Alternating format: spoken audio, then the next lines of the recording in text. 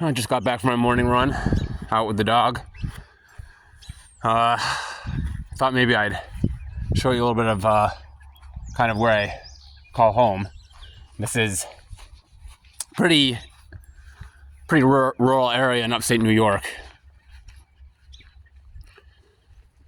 So this is not a liberal area.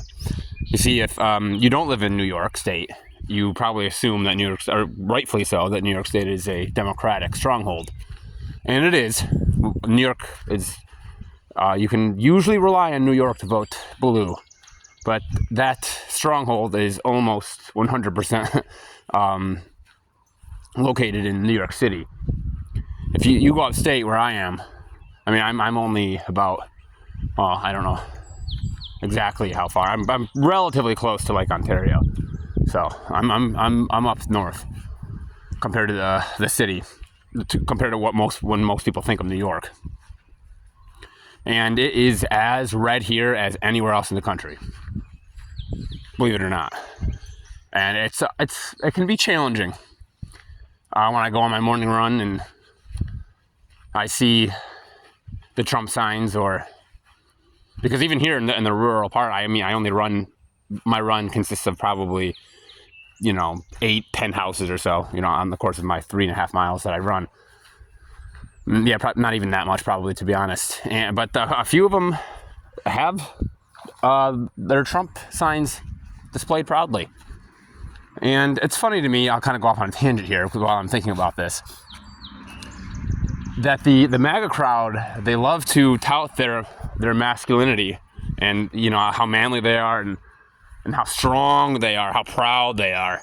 But they don't find it ironic that they fly a flag of Trump's 80-year-old wrinkled orange face superimposed on a fucking jacked Rambo body, and they fly it proudly and think it's normal. I don't know, that's not only weird but a little bit gay too. But that's I guess that's a little bit of a tangent. It's just strange how willing they are to fly another man's name in their yard. It's just bizarre to me.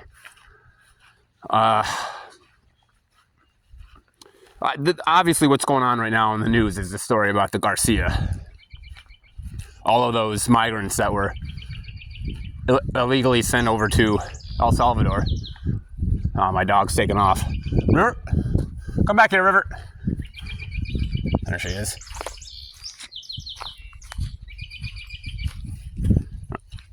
Come here, girl. Good girl.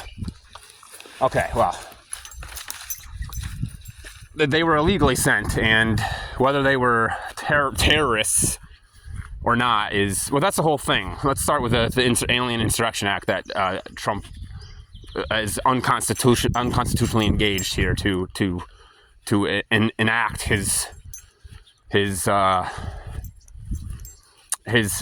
spree of illegal deportations. As far as I'm aware, the Aliens Insurrection Act has only been used a handful of times. We've been at war. Each of those, it's specifically written so that it can only be employed while we are at war. I believe it was the War of 1812, when we were that was I believe the only time, not counting the Revolution, because we weren't really technically a country yet. So I believe that's the only time in our history we've been invaded. Good luck with that. See, that's the problem with America, is that even if every other country on the planet teamed up and tried to stop us, they're not going to be able to do it. The only way we fall is from the inside, and that's what's happening. So this Aliens Insurrection Act, the War of 1812, World War I, I believe, and World War II, I think, and we used it in World War II to commit one of the most heinous atrocities against American citizens that this country has ever seen. And it is a pall. It is it is a blemish on our great nation. It's disgusting what we did to the Japanese Americans. Disgusting. And what we're doing now is maybe worse. I don't know. Well, I can't say that. There were a lot of Japanese Americans that were affected by that, but in either case, but at least they were able to stay in America. So we have these migrants these residents, we have no idea if they're gang members or not. I mean, the CBS 60 Minutes did a great special, and they tried like hell to find any sort of incriminating evidence against these people, and they found nothing. They could find nothing. I think they said 70% of the people that got sent had no criminal record that they could find, and I'm going to assume that they pooled a copious amount of their resources into trying to ascertain this information. So, as far as we are aware, they have no criminal record. And the thing with all of this is, it's so, even if it is illegal, it's absurdly illegal and unconstitutional. No due process, I could get in all of how fucking un-American and unconstitutional this is.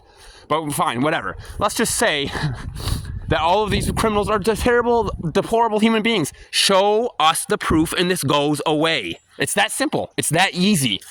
Just especially with just this Garcia guy. All they have to do is just produce a modicum of evidence that he's some sort of violent threat or whatever, and I mean, it all goes away. Of course, you're still going to have the staunch defenders of the Constitution, I'm sorry, trying to defend this shit like due process. But for the most part, like, the whole hubbub of it, but they don't, that's kind of what they want, though. I feel as if part of the plan may be the chaos, and of course, we've heard that from the beginning, but I feel like there's more to it than just flood the zone, as Steve Bannon says.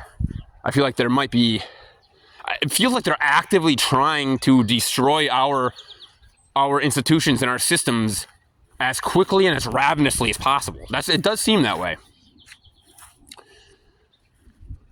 So Garcia was actually released briefly, so to have a discussion, have a little sit down with I believe he was a senator from Maryland, and to check on his well-being. The senator was not allowed in the prisons, by the way, but the Republican congressmen who want to like take the fucking selfies in front of these like the inhuman fucking freaks that they are, they're allowed to go inside. Yeah, that makes sense. But people who actually care about humanitarian aid, like being a good person, no, like if you have empathy and morals, you're not allowed inside the prison.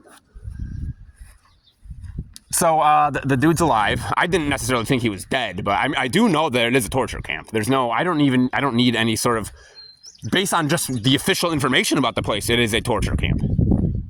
Look at how the living arrangements, they literally are not allowed to go outside at all, period. And the lights are on 24/7. That's torture. That would not be allowed here in America. It wouldn't be allowed in any civilized country. Prisoners have rights. The thing is hey, River, well, where'd she disappear to? She likes to go bother the Mennonites next door. River? You see, the thing is,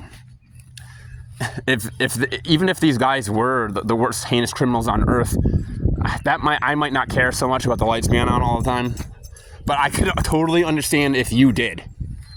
Because you would not be wrong to care. Maybe I'm wrong for not caring as much if they were, pedophiles and shit. But the point is they have to have due process. Okay? Especially when the whole act that they're citing to use to take them, to strip them without due process, it's not being employed legally. We are not at war. That was what I was trying to get at. We are not at war. We are not at war with Venezuela. We are not at war with Trinidad, or whatever the fuck it's called, however the fuck he says it.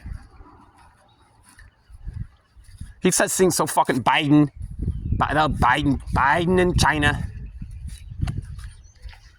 Trinidad, Aragua.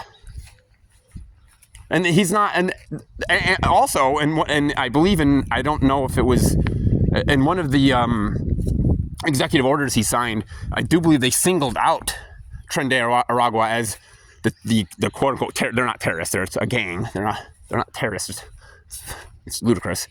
But so like he's not, and they're saying that he's part of MS-13. So even if they play by their own rules, they're not doing it right. Shocker, I know. So try to contain your amazement.